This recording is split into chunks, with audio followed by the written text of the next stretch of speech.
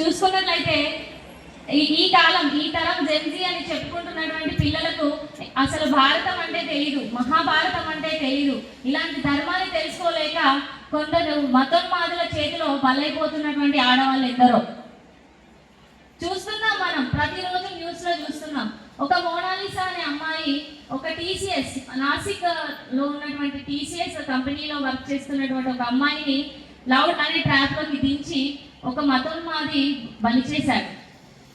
ఒకరితో ఇద్దరితో ఆగిపోవట్లేదు. దాదాపు భారతదేశంలో 25 లక్షల మంది ఆడపిల్లల్ని వారి యొక్క ట్రాప్ లో దింపుకొని వేరే దేశాలకు అమ్మేస్తున్నారు. అంటే దీనికి కారణం ఏంటంటే మన హిందువుల యొక్క జనాభాను తగ్గించడమే వాళ్ళ యొక్క లక్ష్యం. మన సృష్టిని సృష్టించగలిగేది ఒక ఆడపిల్లే కాబట్టి ఆడవాళ్ళను టార్గెట్ చేస్తున్నారు.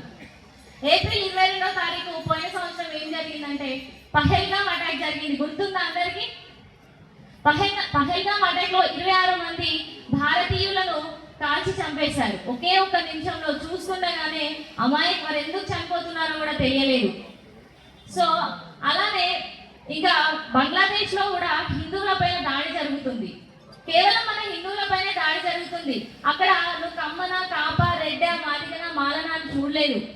కేవలం ఒక హిందూ అనే ఒకే ఒక కారణంతో మనల్ని బలి చేశారు. అంటే గడప లోపలే మనం కులం ఉండాలి.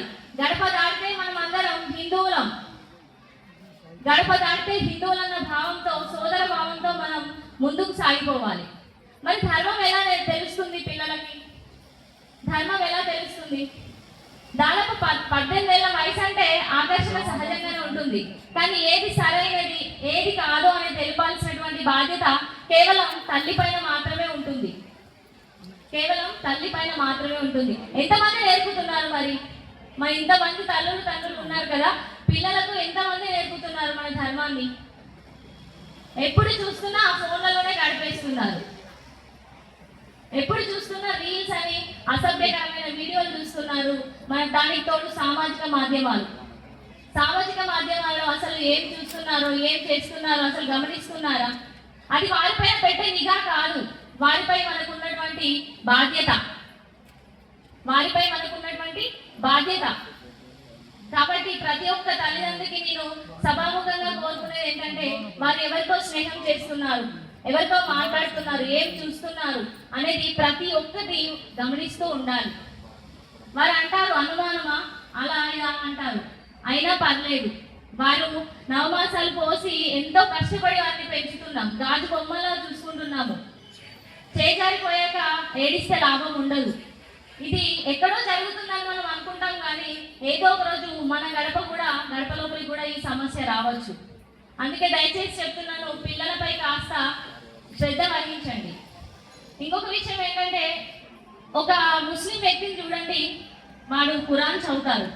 ఒక క్రిస్టియన్ వ్యక్తిని చూడండి, బైబిల్ చదువుతాడు. కానీ మన పిల్లలు ఎంతమంది భగవద్గీతను చదువుతున్నారు? ఎంతమంది నేర్పిస్తున్నారు భగవద్గీత?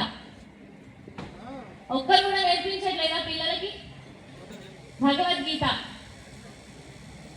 భగవద్గీత అంటే పూజా గదిలో పూజ చేయాల్సిన వస్తువా? కాదు కదా. అది మన జీవన మార్గం, మన గీతోపదేశం. ఎలా నడుచుకోవాలి, సమాజంలో ఎలా ఉండాలి, ఏం చేయాలి అనేది నేర్పించేటువంటి ఒక మార్గం. ఇకనైనా మించిపోయింది లేదు సోదరులారా. పిల్లలకు ప్రతి ఒక్కరికి రామాయణ, మహాభారతం, భగవద్గీత, హనుమాన్ చాలీసా వంటి వాటిని పరిచయం చేసి వారిని ధర్మ మార్గంలో ముందుకు నడిపించాలని సభాముఖంగా కోరుకుంటూ, ఇంత గొప్ప అవకాశాన్ని ఇచ్చినటువంటి పెద్దలకు, నా తోటి హిందూ బంధుమిత్రులందరికీ ధన్యవాదాలు తెలుపుకుంటూ జై హింద్.